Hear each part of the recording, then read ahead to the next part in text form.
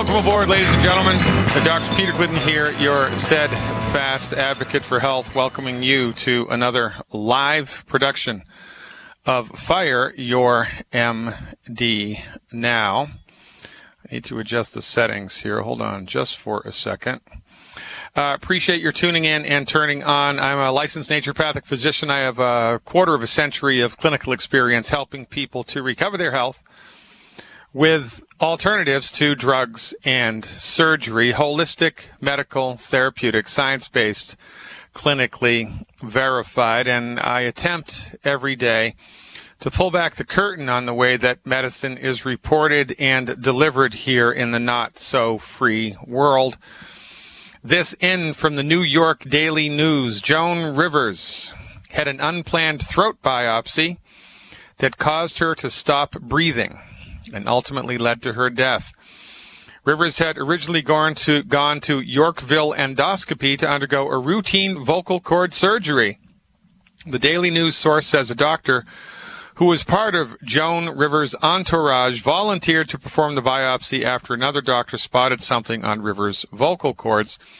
According to the source, Rivers' vocal cords seized during the biopsy and she stopped breathing. The source adds such procedures are generally only performed at hospitals, and Rivers might have recovered had she been in a hospital when it occurred. Yorkville Endoscopy and Rivers' rep did not immediately respond to requests for a comment. Now, even if something goes wrong here, what's going to happen?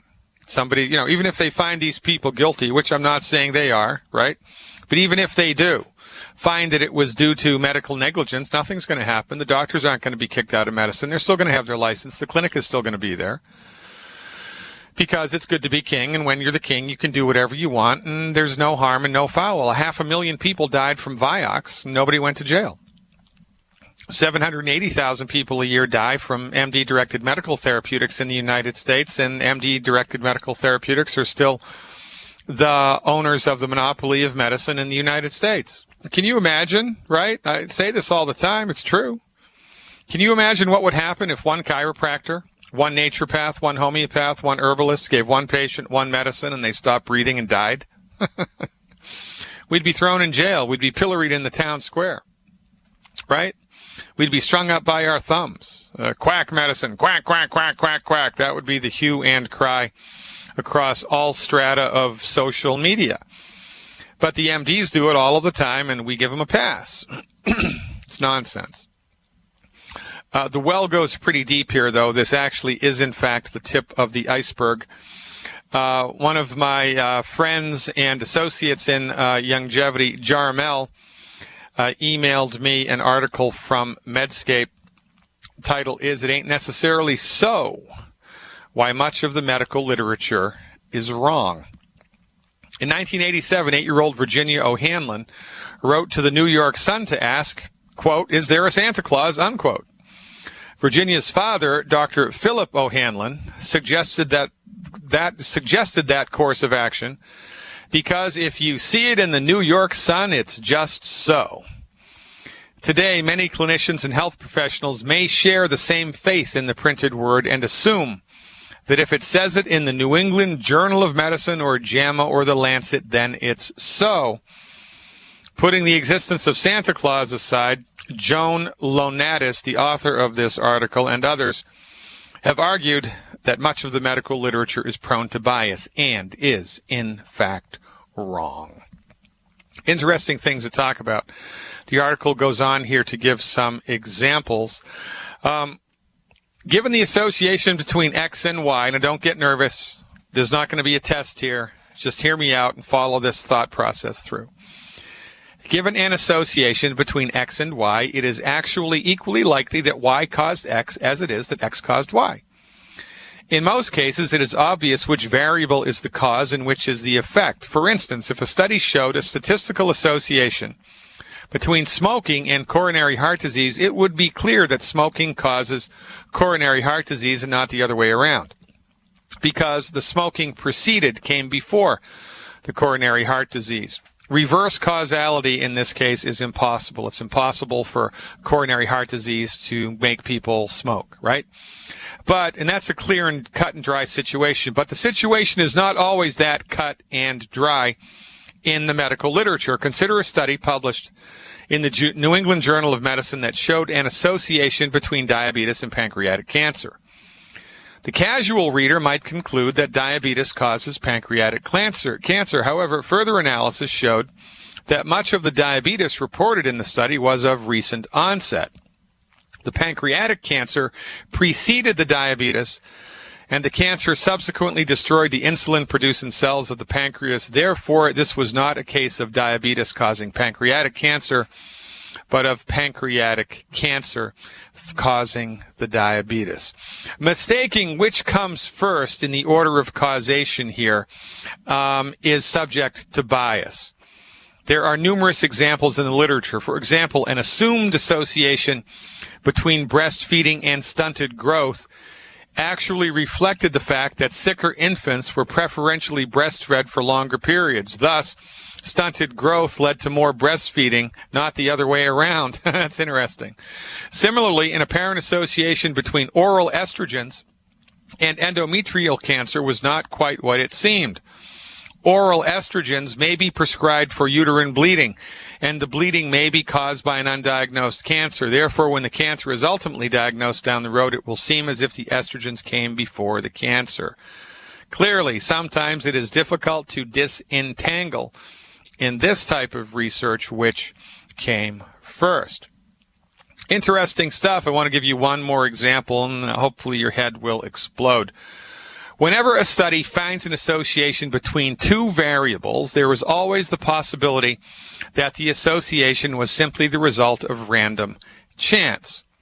To illustrate this point, consider the ISIS trial, which actually showed reduced mortality in patients given aspirin after they had a heart attack. So the patients that were given aspirin after they had a heart attack lived longer.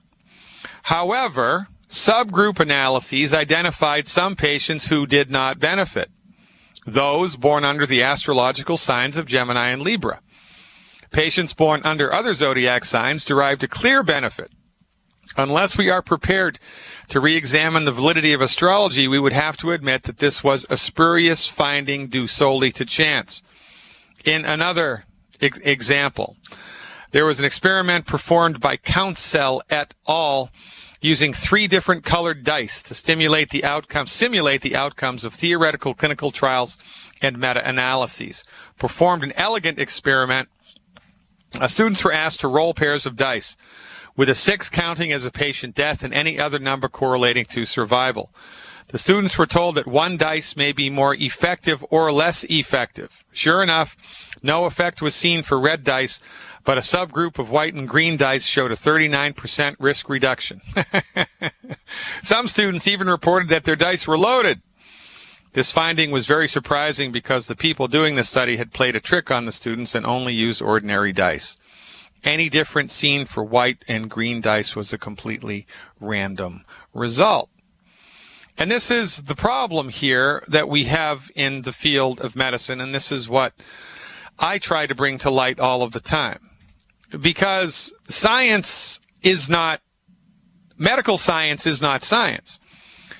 Medical science is a subgroup of science, a subclassification of science, and in medical science there are many different points of view. There are the reductionistic points of view, there are the holistic points of view, and probably a number of others that we haven't even considered yet. All of the research is done on the reductionistic point of view through the lens of reductionistic medicine. And reductionistic medicine has a built-in bias. It has a built-in bias. Reductionistic medicine pays no attention to any type of spiritual force inside the body, pays no attention to any type of relationship that the human body may have to exhibiting and entertaining and having inhabited inside of it an actual intelligence. Reductionistic, your medical doctor believes that all of the trillions of biochemical processes which are happening in your body all the time happen, by some type of random evolutionary thing. And they have no idea whatsoever what drives life. They have no idea what causes life, what drives it forward. I mean, the biochemistry of the body is exactly the same 1 second after death as it is 1 second before death. So why does the body die? Why do all of the metabolic processes stop? Something is driving the metabolic processes in the body, but the MDs are blind to this. They do not look at it whatsoever. You know, it's like they're computer scientists who don't believe in electricity. They don't believe in electricity. They don't even consider that as a possibility, and the computers are always on all the time, and so they just assume that, well, you know, that's part of the deal. They do not consider anything outside of what they were trained in, and then when they start to research things in the world through that lens, they are subject to coming up with the wrong determinations all the time. Case in point, autoimmune disease. Your medical doctor will tell you that, you know, if you have Hashimoto's thyroiditis, there are antibodies that your immune system has created which are attacking your thyroid. But they won't tell you how that happened. They'll say that, oh, you know, the body just broke down, the immune system went haywire somehow. It must be a bad gene. You must have a bad gene. That's what we need to investigate, genetics. And that your body just decided all of a sudden one day it just woke up and decided to build antibodies against itself and attack the thyroid. Well, there are antibodies in the blood which are specific to the thyroid, but the MD believes that those antibodies cause the disease. We believe that those antibodies are the result of the disease. There's a gigantic difference. Ever seen a dead animal on the road? Turn it over. What do you see? Worms and bugs and all kinds of little creepy crawlies eating the dead flesh, getting rid of it, removing it from the environment. Well, when there's chronic inflammation in the body anywhere for a long enough period of time, it causes dead, diseased, old, ugly, bad tissue. What does the body do? Generate antibodies to get rid of it. The antibodies are the result of the chronic inflammation, not the cause. One more reason to fire your MD now. Stick around. So, right, you know, from the proper perspective, everything makes sense, and the MDs do not have the proper perspective on chronic disease because they are trained in a reductionistic method, and the reductionistic method has a built-in bias that the MDs are not aware of. This is why giving money to them for amyotrophic lateral sclerosis is a fool's errand. Because it was under their watch, it was under their tutelage, it was under their stewardship, it was under their guardianship, while they have been driving the bus of medicine, amyotrophic lateral sclerosis has skyrocketed. You think they're actually going to be able to come up with a cure for it? Impossible. They don't even know how to cure heartburn. And they're going to cure amyotrophic lateral sclerosis? You got to be kidding me. They're going to cure cancer? You got to be kidding me. It's not because they're not smart. It's because they are looking through the wrong lenses. Or better yet, they have lenses on which color what they see, but they don't know that they have those lenses on. They're like colorblind artists. They're always going to produce stupid art. And then, you know, it becomes reality by consensus. So a doctor in the New England Journal of Medicine publishes an article which says Hashimoto's thyroiditis causes, you know, it's the antibody that causes Hashimoto's thyroiditis. Now, that's presumptive. That's like that thing we were talking about before. Which came first, X or Y? Well, you need to know that, but often they don't. But when 100 doctors agree that it's the antibody that causes Hashimoto's thyroiditis, they all fall into lockstep, one behind the other. They're like cops. They're never going to turn in one of their own. Yeah, there could be a police officer in your town who's a serial rapist, and all of their cops, all of their brother and sister officers know it, and they're not going to do anything about it. There may be a cop in your town who abuses the law all of the time and breaks the law to make arrests, and all of their brother and sister cops know it, but they're never going to turn him in. Never going to do that. The MDs will never eat their own. They never will. And they always fall into lockstep behind each other because it's science. Science marches on. Well, no, it's not science. It's fuzzy, old-fashioned science built on sandy shores. But nobody calls them on it because we have all become culturally conditioned to believe that the MD is like some intellectual god that we all must genuflect in front of. Oh, my doctor says. Really? Your doctor's a flippin' idiot. Well, maybe that's incorrect. Your doctor's not an idiot. Your doctor is a closed-minded conformist.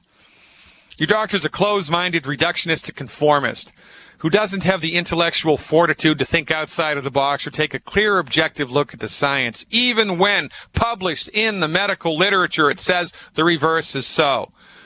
97% of the time, chemotherapy for adult-onset cancer does not work. That was published in the Journal of Clinical Oncology 12 years ago. Why is chemotherapy still prescribed? Isn't it with the MDs research this and double-blind that and we have to publish it? Well, yeah, it is, but when what is published and what is researched goes against the grain, oh, that was bad science. That they are not worthy of your admiration. They're not. They are not worthy of your admiration. Do not give them your admiration. Stop doing it. I'm not encouraging you to be mean to them. I'm just saying, look, take them off of the pedestal that we've put them on, because they don't know what's best for you. They do not. They do not. I mean, if they did, wouldn't we be getting healthier? We're not. We're getting sicker. Why are we getting sicker? Because we're lazy? Because we have the bad gene? Because we're born under a bad star? No, because we have bad doctors. Because the doctors that we go to are looking at our conditions through the wrong lenses. And they don't have the intellectual fortitude to understand that they're wrong and to admit that they're wrong and to say, you know what, we're wrong. There's got to be a different way. Let's hand the ball off to the naturopaths because we suck at what we do. They will never do that. And we continue to die and continue to die, and Joan Rivers dies, and Robin Williams dies, and Neil Armstrong dies, and all these people die. Your kids die. Your sisters die. Your brothers, parents, husbands, and wives die. And what do? We give Amyotrophic Lateral Sclerosis Research Foundation $100 million. Shoot me now. Hey, there's a bunch of people in the chat room, and there was an interesting question here from Sharon that I want to share with the listening audience before I go to Daniel on the phones in Canada. Sharon in the chat room says, Doc, I've been on Senna since 2000. Senna is an herbal laxative. I went gluten-free 2 years ago. In June, I also removed oats. I'm still taking Senna, Miralax, and have been doing the Flora FX and Herbal Rainforest for a week. I'm going fine, but the goal is to get off of everything. Is that possible? Okay, so first of all, laxatives like Senna or X-Lax or, pharmaceutical laxatives. I don't care if it's an herbal laxative or if it's a pharmaceutical laxative. If it's a chemical laxative, which Senna is, that promotes a bowel movement through a chemical action. And caffeine, for example, is a laxative, and that's why often after you have a strong cup of coffee, you need to have a bowel movement. It's a chemical-induced bowel movement, a peristalsis, chemically induced peristalsis in the large intestine or the colon. Well, if you chemically stimulate the large intestine to have a bowel movement, the large intestine becomes sluggish and lazy, and then it's very difficult to have a bowel movement without the chemical laxative. You get addicted, so to speak. That's really the wrong term. But your body gets used to it, and it's going to be hard-pressed, pun intended, to have a bowel movement if you don't continue the laxative because you have developed a dependency upon it. So it's never a good idea to take a laxative for more than 2 or 3 weeks in a row. Now, given the fact that you have taken a laxative for 14 years now, I honestly don't know how much hope there is here. What I would do is, you've already eliminated the 10 bad foods, Sharon. In addition to that, I would do one healthy digestion pack, one bottle of plant-derived minerals per 100 pounds of body weight per month. One healthy digestion pack and one bottle of plant-derived minerals per 100 pounds of body weight per month. I would eliminate the 10 bad foods. I would do the lymphatic breathing for 10 minutes 2 or 3 times a day. Do the lymphatic breathing for 10 minutes 2 or 3 times a day. You're drinking enough water. I would eat 1 apple a day. That will give your intestinal tract all of the fiber that it needs in order to keep things moving. And then I would schedule 21 colonics. I would schedule 21 colonics, or 28. I'd have 28 colonics in a row. I would do a colonic, 4 days for 1 week, 4 days, 4 days, 4 days, 4 days, 4 days for 7 weeks.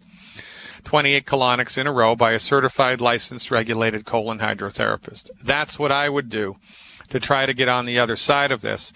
And I would go on a step-down reduction from the meds that you're taking. You want to talk to a pharmacist about how to reduce and wean from the meds. I think over the course of 4 weeks, it should be relatively easy for you to get on a reduction schedule with that stuff and give your body a leg up here. 14 years of abuse is a lot of recovery. But, you know, you got to do something. We got to start somewhere, and who knows? The 2 months from now, you might be a brand new person. A year from might take a year. I don't know. But your body needs the 90 essential nutrients. Your body needs to not have the 10 bad foods in it. And colonic hydrotherapy goes a long way towards supporting and promoting healthy peristalsis in the large intestine. But you need to get on board with a withdrawal program from the Miralax and the Senna. You need to stick to it once you are on it. Let's go up to Canada. Oh, Canada. And talk to Daniel. Hey, Daniel, thanks for the phone call. You are live. Hi, Dr. Glidden. Thank you. So, Daniel, first things first. Yes. Edmonton Oilers, Calgary Flames, Toronto Maple Leafs, or Montreal Canadiens? Who are you going with? Toronto. All right, Toronto. All right, man, I'm with you 100%.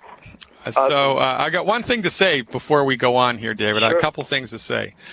Dun dun dun dun dun dun dun dun dun. You know what that is? That's the victory song of the Chicago Blackhawks, baby. Chicago Blackhawks.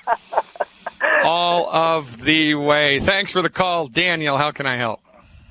Thank you. Well, I have a lady that she still has, vaginal cyst, and they spread to the leg, and apparently it's extremely painful, so she was in morphine and other strong medications. So the end result, now she has many allergies, she feels weak, shaking, she's tired all the time, even her mind is confused. Once in a while, she gets like that.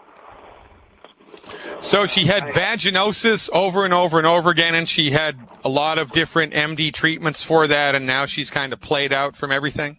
Exactly. Yeah, and the cyst spread to her leg, and it's very painful. Yeah, okay. So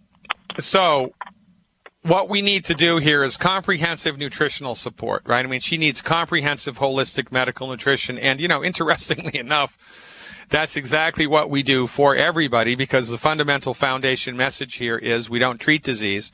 In a private practice, in a state which I'm licensed to treat disease, I treat disease.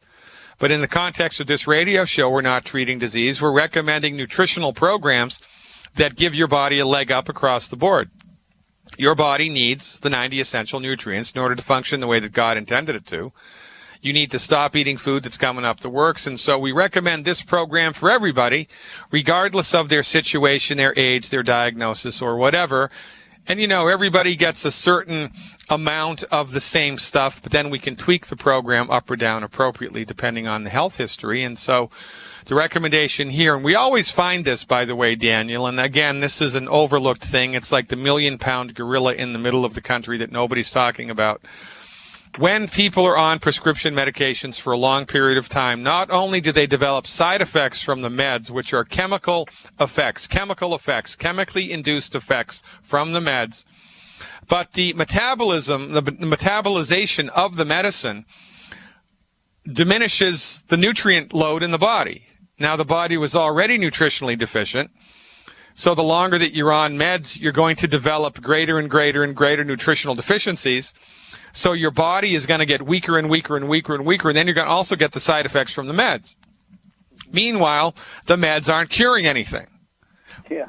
It's nuts why anybody does it, right? I mean, isn't that nuts? It is. Absolutely right. Absolutely right. I know. It's crazy, man. But, my doctor knows what's best. My doctor knows what's best. Up in Canada, you're screwed. Because, we're screwed in the U.S. now, too, because it's mandatory here to have health insurance now. They'll fine you if you don't. And up in Canada, you don't even have a choice, man. They just take it right out of your paycheck automatically. And it's nuts. And it doesn't give you access to naturopathy. Doesn't give you access to herbal medicine. Doesn't give you access to acupuncture or homeopathy. It gives you access to the type of medicine that doesn't work. And this woman is a perfect testimony to that. She's been seeing these guys for months and they've failed and she's getting worse. So it's crazy. I mean, it's crazy. And so thank God for you. Thank God for longevity. Thank God for you being a compassionate, caring human being who's willing to stand up and say, you know what, I know a doctor who says there's a different way. So I appreciate your support. I appreciate your voicing your voice in your community because it's not easy. You got to have a thick skin to do this job. People look at you like you're from Mars. Really? Who the hell are you? Yeah. You're telling me you can help me? I went to the best doctors in Toronto and they couldn't help me. And you're telling me you've got something for me? What are you, nuts? So, I appreciate you more than you know, Daniel. Here's the recommendation. 1, Healthy Body Start Pack 2.0 Liquid. 1, Healthy Body Start Pack 2.0 Liquid. 2, Selenium. 1, Killer Biotic. And 1 bottle of Glucogel at the 240 count per 100 pounds of body weight per month. Oh, and 1 bottle of plant-derived minerals. 1 bottle of plant-derived minerals also. All of those per 100 pounds of body weight per month. I also want you to get a bottle of colloidal silver. I want you to put it in a spray bottle, and I want you to spray the colloidal silver onto the cyst. Have her spray the colloidal silver topically onto the cyst every 2 hours. And when she goes to bed at night, I want her to get a sterile gauze bandage, soak it in colloidal silver, and tape it to the cyst if that's possible. She needs to attack the cyst regularly with colloidal silver in a spray bottle and then bandage it, if it's possible to put a bandage on the cyst on her thigh, when she's asleep at night with a sterile gauze bandage soaked in colloidal silver. Plus, of course, she should eliminate the 10 bad foods. She should eliminate, until this goes away, any extracurricular sugar. So no fruit juice, no dried fruit, no honey, no molasses, no agave, no maple syrup. Quite frankly, I'd like to see her eliminate all carbohydrates completely and, have no alcohol either. I don't know if she can do that, but that's what I would do if I were her. Zero tolerance for sugar, because sugar is, now remember, we keep it in perspective. Your DNA is made from sugar. We couldn't bat an eyelash without sugar. Sugar is awesome, but most people eat 10 times as much sugar as is healthy for them every day because they've been listening to Dr. Oz and the MDs who have no training in medical nutrition whatsoever tell them what to eat, and they're all wrong. So too much sugar in the body feeds bacteria. Too much sugar feeds bacteria and suppresses immune function. So she has cysts, right? So cysts, there's an infection. She's got an advancing infection. So she needs to support the strength of the immune system, not diminish the strength of the immune system. We do that with 3 things. Killer Biotic, eliminate extracurricular sugars from the diet, and increase her consumption of protein. So every time she eats a meal, she needs to be eating protein. I want her to eat protein, every time she eats something. Half of what's on the plate has to be protein. Eggs are the protein that all other proteins are compared to. So if she's not allergic to eggs, have her eat a lot of eggs every day. Rice and beans together in one meal is a perfect protein. Mixed salted nuts, protein. Hamburger, fish, steak, chicken, duck, bison, beef, protein, right? Protein. Have her focus on protein. Take those supplements, eliminate extracurricular sugar, keep her fingers crossed, and for goodness sake, have her fire her medical doctors now. Yeah. I appreciate your support much. Anything else? Yeah, Dr. Glidden, so you said that to support the immune system is 3 things. It's protein, no sugars, and killer biotics. That's right. Wow. On top of course, the other the nutrients that I recommend. Right? Everybody gets the 90 essential nutrients, right? Yeah, of course. Yeah. Okay. Yeah. So when if you got someone with a throat infection or the flu or whatever, then you want to follow that program. Decrease sugar, increase protein, and give them the Killer Biotic. on top of everything else. That's a good strategy. Well, that's great to know. Thank you. Yeah, it is great to know, and it'll save people's lives literally, and it will also go a long way towards reducing pain and suffering. Daniel, keep up the good work. You are the last best hope people in Toronto have to live long, happy, healthy, prosperous lives. I respect you a lot. Keep up the good work, man. This is how we roll, ladies and gentlemen. The MDs can't do it. We have to step up to the plate with boilerplate foundation medical nutrition for the masses. If you're smart enough to pass the driver's license exam, you're smart enough to know how to help. Stick around. Jack from New York is up next. Let's go to New York, New York. We're going to make the most of it with Jack. Hey, Jack, thanks for the phone call. You are live. Hey, Dr. Glidden. Great to be on. Hey, Jack, thanks so much. I appreciate it. How can I help? Well, I just have a testimony. Oh, you do? Awesome. Excellent. All right. I'm just going to sit down and relax. Give it to us, man. Okay. Well, first of all, I don't want to take any credit for any of this. I thank my God, Yahweh, and His Son, Messiah, Yahshua, and He is responsible for everything that I have had happen to me. It's miraculous, really, but He has led me from having type 2 diabetes, high blood pressure, all kinds of sores on my legs, vertigo, not being able to hear out of my ears because of tinnitus, COPD, asthma, sleep apnea, arthritis in the ankles, in the knees, in the hips, in the shoulders. And my doctor told me, if I were you, he said, I'd retire. And this was when I was 50 years old. I'm 60 now. He told me I would retire. I was a school teacher. He said, retire, and you really need to work on your health here.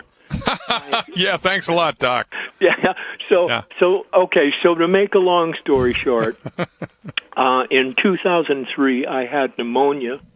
I was in the hospital, and I actually, when I went in there, the diet they served me, I looked at it and I said, I called the dietitian downstairs in the hospital. I said, what are you giving me? I said, I'm a diabetic. You're giving me bread, ice cream, all these things, milk. Yeah, they just don't get it. You trying to kill me or what? Yeah. And she was like, well, this is what we serve for, diabetic people. I said, you must be nuts. Yeah, but thank you very anyway, much. I strained her around on that. But then in 2004, I went to the hospital twice with pneumonia. And so finally I did retire, and I started to work on my health. I didn't have any clue about what to do. I went to Arizona. I read the book, Dead Doctors Don't Lie. Yeah, fascinating book. Love it. And, I didn't understand anything about gluten-free at that time. I had no idea what that was or anything really about it. But I was able to get rid of, I went down to a 300-calorie per day diet. Wow. Because I was very, very serious about my diet. And I lost about 80 pounds in 5 months. Wow. And but because I had no idea what I had done, or about gluten, I ended up putting back about 40 pounds of that. When I went back home, I put about 40 pounds back on. Now, Jack, we have a minute and a half left, and I want you to tell your story. So tell the audience to tell me what happened. I mean, how are you now? You had 9 chronic diseases. Right Where now, are you at? I'm off my medication. I take no more medication. I'm not taking metformin. I'm not taking Lasix. I'm not taking anything for arthritis. Wow. My sleep apnea is really under control. I'm working at getting off oxygen. Wow. And I'm down from 330 pounds down to about 200 now. And Jack, you lost 130 pounds. so far. So far. My waist is down to 41 from 60 inches, and I feel tremendous. And this is all done just by following the advice of Dr. Wall.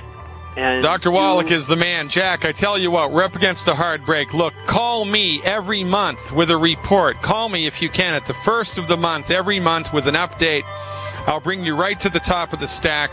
You can tell the world your progress over time. My, oh my, oh my. I love it when a plan comes together.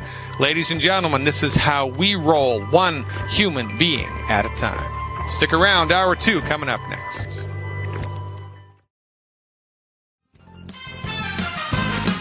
Our good friend Abi from Orlando, Florida is up next. Let's pull him up right now. Call in with a question about a heart problem. Hey, Abi, thanks for the call. You are live. Hey, Dr. Glidden, Miami, Florida. Yeah, Miami. Sorry. Okay, yeah, there's a difference. There's a difference. How are you? Yeah. Yeah, I'm great. I just have a quick question about a friend. Shoot. He had heart problems, and I recommended him about a month ago to start with the Healthy Heart and Brain Pack, right? Yeah. After a month, he's feeling a lot better. He's incredibly happy with the products. But finally, I found out the name of his problem, and it's cardiomyopathy dilated. Oh, yeah. The doctors wanted to put a pacemaker. He said he doesn't want to do it. He wants to give this a try. He wants to avoid surgery. So he's following the advice and the food list and all that. We just want to find out if that is the best option he has, or if he has to do something extra. Well, he needs selenium. Whenever we have an enlarged heart, which is, cardiomyopathy is fancy schmancy doctor talk for an enlarged heart. And the Germans figured out before World War II what caused it. They saw that an enormous amount of a number of their athletes, and they had a really rigorous athletic training program, right, because they were supposedly the master race, right, and they wanted to win the Olympics, and they just didn't want to win the Olympics. They wanted to dominate. So they had these big state-sponsored training programs for hundreds of men, athletics, right, to the max, and an inordinate number of them developed cardiomyopathy, and the Germans figured out it was due to a deficiency in the trace mineral selenium. So when the heart starts to grow, it's the heart muscle that enlarges, but the valves in the heart don't enlarge. So as the heart muscle starts to grow, but the valves remain the same, then the heart valves, the chambers in the heart start leaking blood because the valves can't cover the hole that's in the chamber anymore. It's kind of like if all of a sudden your house expanded, but the doors remained the same. All of a sudden you'd have holes in your house, and that's what happens with the heart. And, now the MDs want to give them a pacemaker because they have their heads up their backsides. I mean, it's just extraordinary to me what they recommend people do. I mean, it's like we're living in medieval times. Put them on the rack. Put him on the rack. That's what he needs. Put him on the rack. But screw thumbs. That's what I know what he needs. We need to bleed him to death. That's what he needs. So the recommendation here would be aggressive selenium supplementation. Aggressive selenium supplementation. You know how to do that. 1 bottle per 100 pounds of body weight per month, or 1 bottle per 50 pounds per month, not to exceed more than 4 bottles a month. I would also give him glucogel.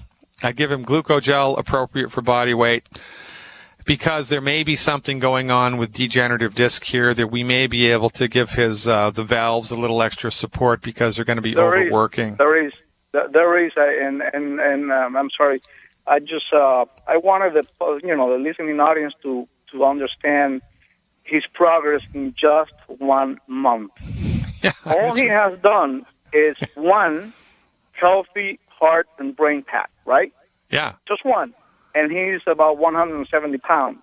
I recommended 2, but he got confused. He just did 1. in just 1 month, he's able now to sleep on his left, on his left side. He couldn't before because of the pain on the chest. In just 1 month, he can do it. He eliminated the pain on one knee. He had surgery years ago from an accident, and from years ago, he's had pain, chronic pain. It disappeared in 1 month. Yeah. And his energy level, he told me, my energy is awesome right now. And some other stuff I just forgot. He called me to just, to appreciate what I did for him. Yeah. And all I did was lend him the CD or the DVD that you have on the heart. That's all. You got to love it. I mean, this is how we're going to change the world, right? By education. And I know a doctor that says there's a different way to approach this. Here, I'm going to lend you this DVD. Check it out and get back to me, and I'll hook you up. Now, how's your radio program going? And is the website Radar 90? Is that where we send people? Radar90.com? Radar90.com, and it's working. I had a conversation with the GCN team a few days ago, and we have a surprise coming. I don't want to say it yet, but it's going to get better. It's getting better.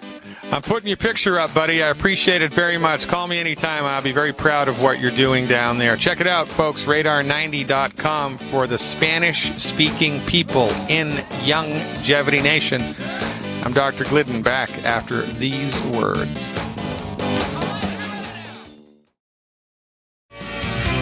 Gotta love Abby. Really, this is it. For goodness sake. Mike Phillip up in Canada. Great guy. He's working up in the oil fields. He's, he does revitalization of trucks. He sands them down to get them all looking showroom new again. These big rig trucks, right? Has a degree in, education in broadcasting, but there's no opportunities for him up there. He listens to me on Alex Jones. He's an Alex Jones aficionado. He becomes a Youngevity devotee. And as a Youngevity devotee, I'm having lunch with him one day when I'm up in Canada, and he tells me about his broadcasting background and that he always had a dream of having a radio show. And I said, well, son of a gun, fill in for me. Give me a day off a couple times a month. His eyes get wide as saucers, and all of a sudden there's an opportunity, and he takes that ball and runs with it, and he's so good at it that now Youngevity has given him his own show. Same with Abby. Abby in Florida, meets us somehow. I can't even remember how we hooked up with Abby. He found out about us somehow, started taking the products, and he has a remarkable testimonial. That guy, he had 30 chronic health conditions, and they're all gone. They're gone. They're not even there. They're gone. And, he's inspired and he's in action with Youngevity. Wouldn't you be too? 30 chronic conditions and they're gone? What are you going to do? Shut up about it? No. So, there's a gigantic Spanish community in the world that needs to hear Youngevity, and I don't speak Spanish. Regretfully. Not yet, anyway. So Abby steps up to the plate, and the good people at Genesis Communication Network say, you know what, there is a void for a Spanish-speaking Youngevity show, and so we're going to give you a shot. So they give him a shot. Now, where else in the world would that happen? Nowhere. And this is the beauty of the network. This is the beauty of the grassroots, because you do not know what's going to happen next. How do you make God laugh? Tell him your future plans. Right? These are the untalked about perks of being involved with an authentic, morally motivated, network marketing group. And that's what Youngevity Nation is. Because the people that are involved with Youngevity from many different walks of life, from many different creeds, many different colors, many different ethnic backgrounds all around the world with one thing in common. Compassion for their fellow human beings, and courage in order to open their mouths and say something a little bit contrary to the mainstream. These are the type of people you will associate with when you become a member of Youngevity. So again, listen to the commercial breaks if you're listening on terrestrial radio. Call the number up. Tell them, I want to know about the business opportunity here. I want to become a member of Youngevity Nation. if you were brought to this radio program by a friend or by, a stranger or whoever it was that told you about me, get in touch with them and ask them, how do I become a member of Youngevity Nation? And if you found me all by your lonesome, then give my Youngevity team a call, 855-347-3696. That's 855-347-3696. And let's lock arms, lift each other up, and move this baby forward. Move the conversation forward. It's a polite, non-militant conversation to win hearts and minds through experience. That's where the rubber hits the road. Let's go to Georgia and talk to Dimitri. Hey, Dimitri, thanks for the call. You are live. Hey, how you doing, Dr. Blue? Pretty good, Dimitri. What's shaking down there in Georgia, man? Oh, man. Some of everything. I'll be honest with you. I've talked with you quite a bit, and we've got a game plan together for my wife. She's, this is her third bout of cancer, but I wanted to be very specific because I'm at my wit's end, with the doctors, and she's been to 3 different doctors, supposedly the best in the area that's ever been in. All right, hey Dimitri, I'm losing your signal a little bit, so you're going to have to either speak up or move the receiver a little closer to your mouth. Okay, how is it now? That's a little bit better. Okay. Sorry about that. Well, I was just saying that I was, I'm kind of at my wit's end with all of these diagnoses and doctors that have been giving my wife, her treatments and things of that nature. But right now, via a scan, my wife has gotten basically she has been re-diagnosed with cancer to her spine and her brain, and basically it's not a tumor, but it is basically a layer of cancer. It's very, very small, and it's layered across her spine and across her brain, around her fluid. And my question is, on top of, you've recommended the selenium, the Healthy Start Pack, 2.0 liquid, the Immortalium, the Z-Radical, the EFA. Her major issue right now is that it's on her spine. It's basically pressing on nerves that are literally not allowing her to walk at all. And I didn't know, in addition to those things, we've just started them, and I'm confident that they will definitely do wonders for her. But I didn't know, in addition to those things, is there anything that we should be looking at getting her to? Well, we need to be very clear that we don't treat cancer, and that what we're doing here at best is adjunctive support for whatever the MDs have up their sleeve. We do not treat cancer. That's illegal to treat cancer in the United States if you're not an MD oncologist, and there should be a law against that, quite frankly, because the MD oncologists are horrible in their track record for cancer treatment, and we should let other people give it a try because they've completely let us down. So, I agree. Notwithstanding that, the best thing that I could say to you would be, you need to ask the MDs the 10 questions that are in my book on the chapter for cancer. Right? And I'm giving the book away, by the way. If you haven't gotten my book, we're giving it away. freedoctorbook.com, freedoctorbook.com. I have a chapter on cancer in that book, and there are 10 questions that every cancer patient needs to ask their oncologist. 10 questions. With a recording device and a witness present. And if any cancer patient asks their oncologist those 10 questions, and the oncologist answers those 10 questions, then the cancer patient will know whether to proceed with the oncologist treatment or not. Knowledge is power. And it's a very important thing that we know, well, what do the MDs have for me? And we need to know. And if you ask them these 10 questions, you will know. So that's the first thing that needs to happen. The second thing that needs to happen is, we need to give the body a leg up as much as is humanly possible. Remember, from our point of view, the tumor is not the illness, it's the result of the illness. The tumor isn't the disease. The tumor is the result of the disease. So you need to find out whether or not the tumors that she has now were caused by the treatments that she was given. Because if the tumors were a side effect of the treatment that she was given, then it's one thing. If the tumors were not a side effect of the treatment, it's another thing. Either way, we don't treat the tumor, we don't treat cancer, we just give the body nutritional support.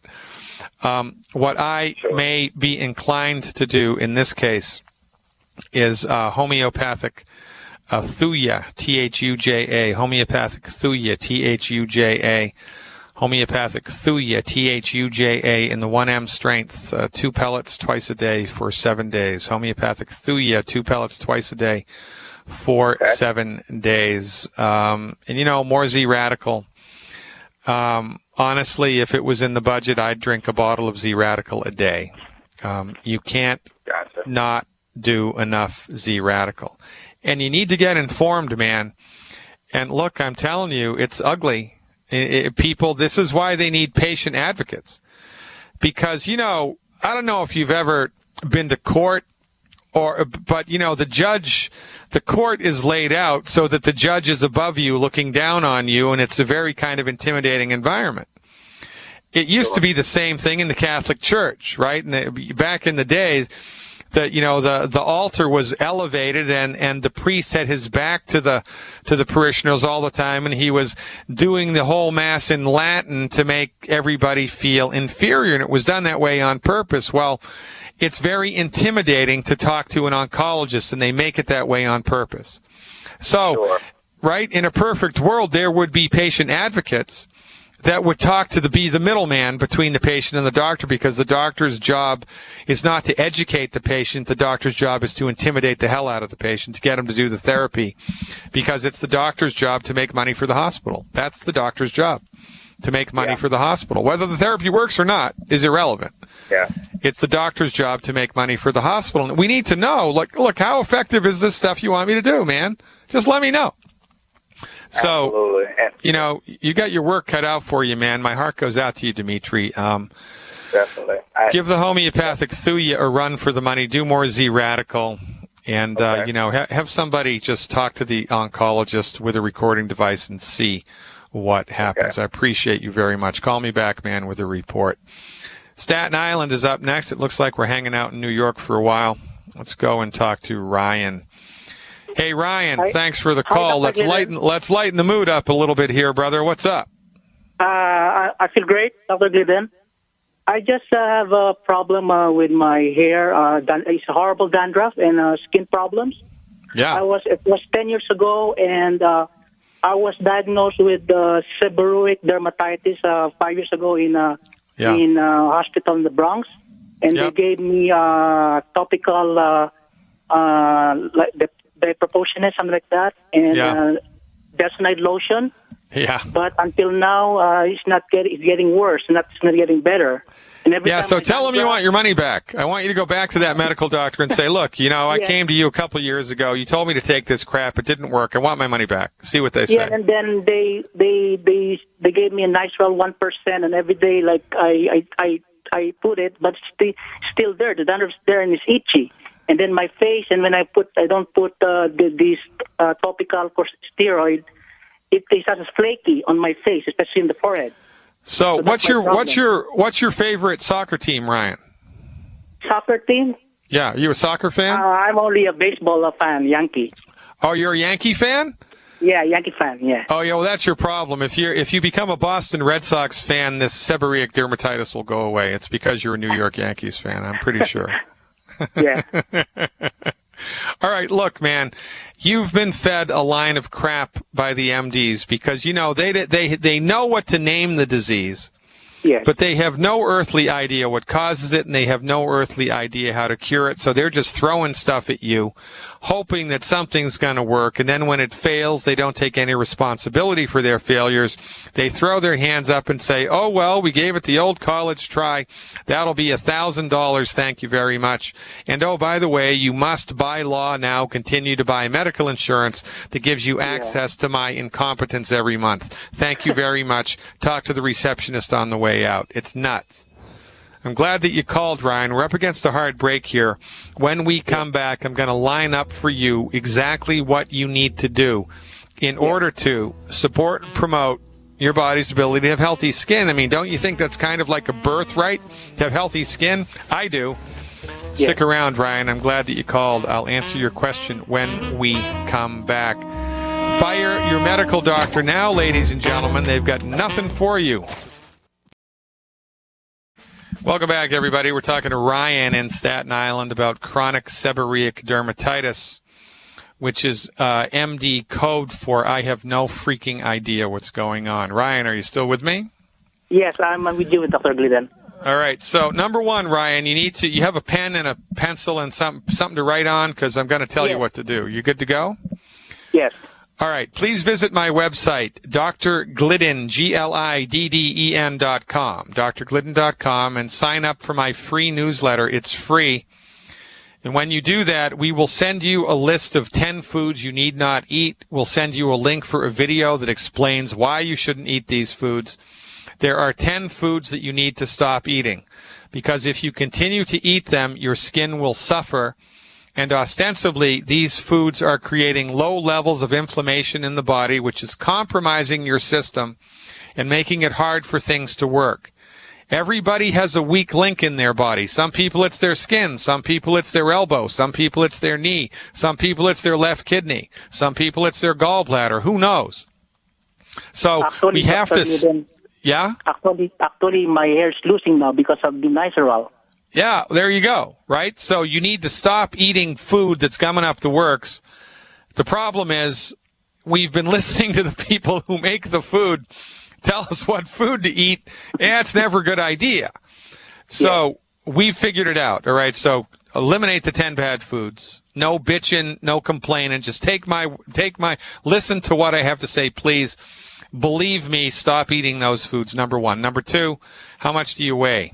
Ryan? 170 pounds. 170. Okay. So here's what I would do every month for 3 months as an experiment. I would order every month one Healthy Body Start Pack 2.0 liquid. 2.0 liquid. Yeah, Healthy Body Start Pack 2.0 liquid. Make sure it's the liquid.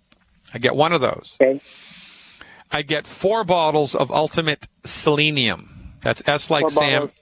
E, L like Larry, ENIUM, selenium. 4 bottles of selenium, okay? Okay.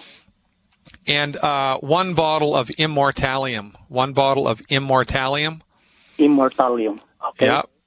And 1 bottle of Projoba Omega. And let me spell that for you because it's a funny word. Projoba. Projoba. Yeah, B like baby, A. Projoba Omega. O, M like Mary, EGA. 1 bottle of Projoba Omega. Okay.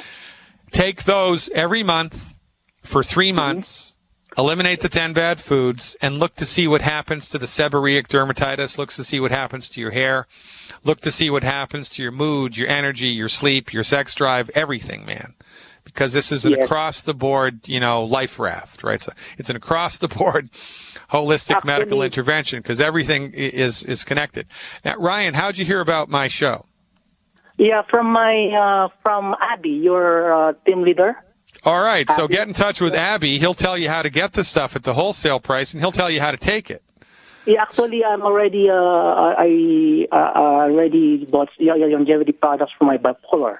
Okay. Actually, I have bipolar and it's working. It's working. So you had bipolar illness, and that's getting better. Then, well, that would be an important thing to tell me. Yeah, and I would like to testimony because I stopped taking. I bought my Healthy Start Pack and Selenium last 3 days ago, and then I stopped my Deserel or Trazodone last night, and I slept well for 10 hours. Yeah, you got to love it. Okay, so 1 day at a time, right? 1 day at a time here. And remember, healing is a process, not an event. In addition to the stuff that you're already taking, I want you to get Immortalium, the Immortalium and the Projoba Omega, okay? Okay. I will maintain the discipline. Make sure that you eliminate the 10 bad foods. Call me every couple of weeks for the report, Ryan. I appreciate the trust, and I'll look forward to hearing from you as we move on down the stream. Everybody in the world needs to know about longevity. What are you waiting for, folks? Step up to the plate and be heard. Until we meet in person, on purpose, or by accident, I remain your steadfast advocate for health, Dr. Peter Glidden. Live long and prosper. Check the website out, drglidden.com. God willing and the creek don't rise. I'll see you all tomorrow. Same time, same station. Live long and prosper.